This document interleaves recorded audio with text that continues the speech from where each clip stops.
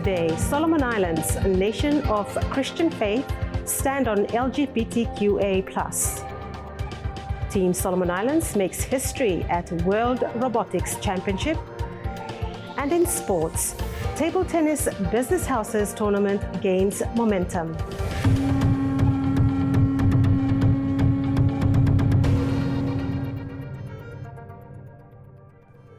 Hello and welcome. I'm Ursula Nongebatu. Prime Minister Jeremiah Manele says Solomon Islands must reflect Solomon Islands and Christian values when approaching LGBTQIA+ issues.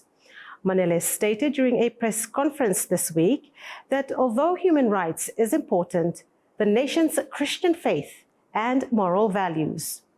We have to really look at these from different perspectives, including cultural sensitivities, the cultural context, but also the Christian faith in terms of values, morals, moral principles that we would like our country to pursue. So these are considerations. Hopefully, they will. But that doesn't stop people from discussing those issues. But as a government, we would like to be given ample opportunity to consider this issue from different angles and perspectives, but noting our cultural and Christian perspective and values and principles.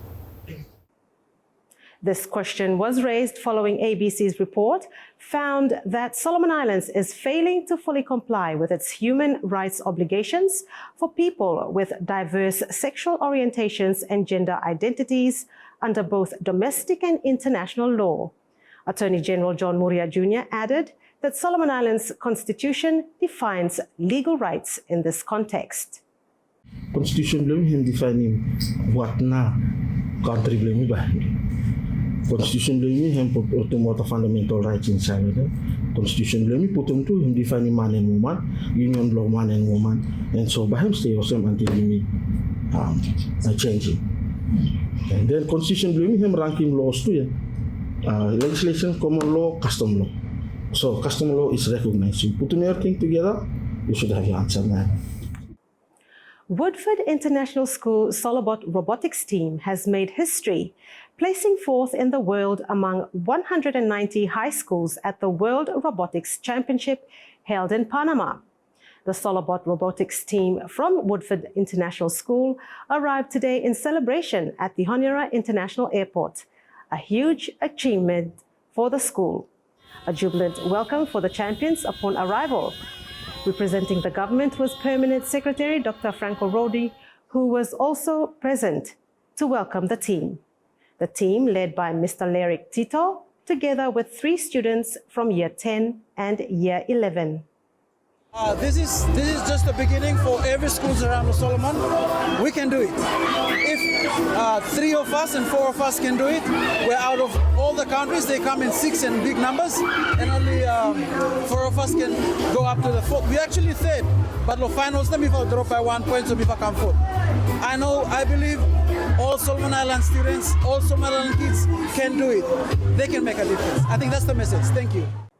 The welcome celebration was attended by Woodford School students, parents, teachers, and supporters to welcome the team who have made history in the prestigious robotics competition. Prime Minister Jeremiah Manele announces important local engagements next week in the Western and Isabel Province. Looking ahead, the coming weeks will include several important engagements, both domestically and abroad. Next week, I will be in Noro, Western Province, to officiate the official opening and handing over of the new Noro police station. This facility represents continued collaboration, improve police presence, and support safer communities with the support from the Government of Australia. Following this, I will travel to Kolombangara for the presentation of certificates of ICSIS shares at KFPL to Kolombangara Islands Investment Limited. From there, I will travel to Isabel Province for the opening and handover of 2 health centers in the Hogorano-Tavuli constituency. Upon returning to Honiara, I will travel to Brisbane, Australia, to attend the 14th Australia Solomon Islands Business Forum. Upon returning to Honiara, Prime Minister Manele will travel to Brisbane, Australia, to attend the 14th Australia Solomon Islands Business Forum, which provides an opportunity to promote trade, investment, and private sector collaboration. Pacific Labour Mobility Annual Meeting 2025 concludes today, Thursday, with the final dialogue. The final plenary is the official meeting of all labour sending and receiving countries to discuss and agree on strategic priorities required under the PACER Plus arrangement on labour mobility. I think the big thing is for our people travelling to Australia and New Zealand, making sure that their welfare is taken care of, fair and transparent recruitment. And it's good to have the employers here. You know, the employers are pretty brave to come and hear all the truths that our people need to tell them. So a big congratulations to the employers from both Australia and New Zealand. And also good to see all our Pacifica community come together here in the Solomon Islands. So. This year's theme, Sustainable Reintegration, begins with fair and effective recruitment, with reintegration now recognized as the process that connects labour mobility outcomes. New GDP figures from the Solomon Islands reveal a resilient recovery post-COVID. Household consumption surged up 11.9% in 2023 and 8.3% in 2024, fueling economic rebound. Imports of goods and services also boomed growth in 2023 and 14.2% in 2024, with a report showing strong demand. From the perspective of the population, we see demand for housing. Okay? So population is growing about 2.6%. Yeah? Population seems to be always growing. Yeah? There's demand for increased household size and demand for housing. So capital formation is also associated with construction of dwelling types, fixed assets dwelling. So you see that follow-on effect into. So we have a sector where we call ownership, dwelling ownership sector, where people construct houses and the value of their dwellings associated with the real estate. Yeah. So that has increased and that has stabilized. And not drastically expanded, but it's basically increased at a normalized pace. Despite challenges, expenditure components signal steady consumer confidence and investment recovery into 2024. In regional news, in Fiji, 4 people were arrested after the interception of a cocaine shipment from Brazil.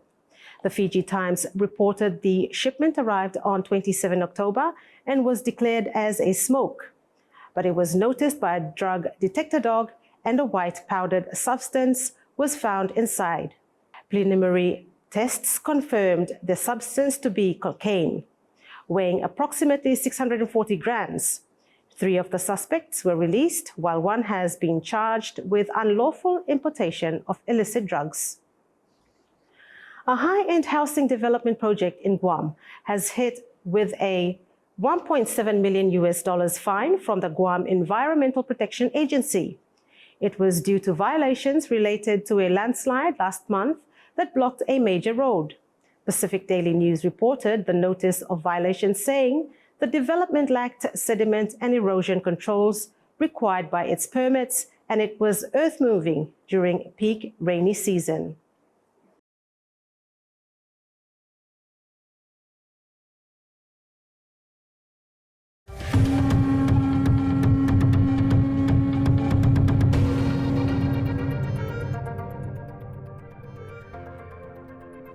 Welcome back in sports. Today marks the second Thursday competition for the 2025 Table Tennis Business Houses Tournament.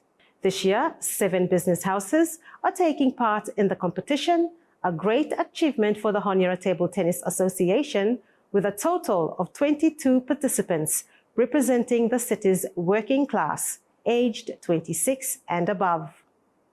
So these business houses, the 7 houses, are Ministry of Health and Medical Services, Honorable Tennis Association, the student of University of South Pacific, the Development Bank of Solomon Islands, Sunrise Company, and we have Central Police with Marsden Barriers. So these are the 7 teams who are registered, are competing now. So we're looking at the presentation, and we look to finish on the 13th, which is Thursday next week, November 2025. The Honiara Table Tennis Association says the competition aims to promote a healthy lifestyle and improve the quality of life for working people.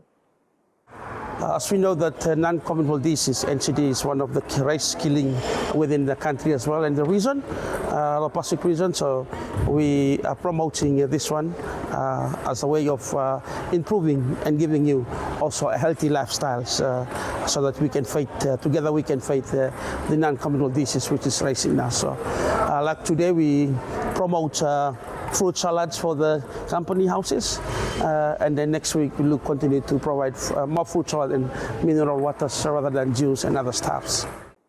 This is the final competition for Honiara Table Tennis this season, supported by Sunrise Company, which continues to back community sports and wellness programs.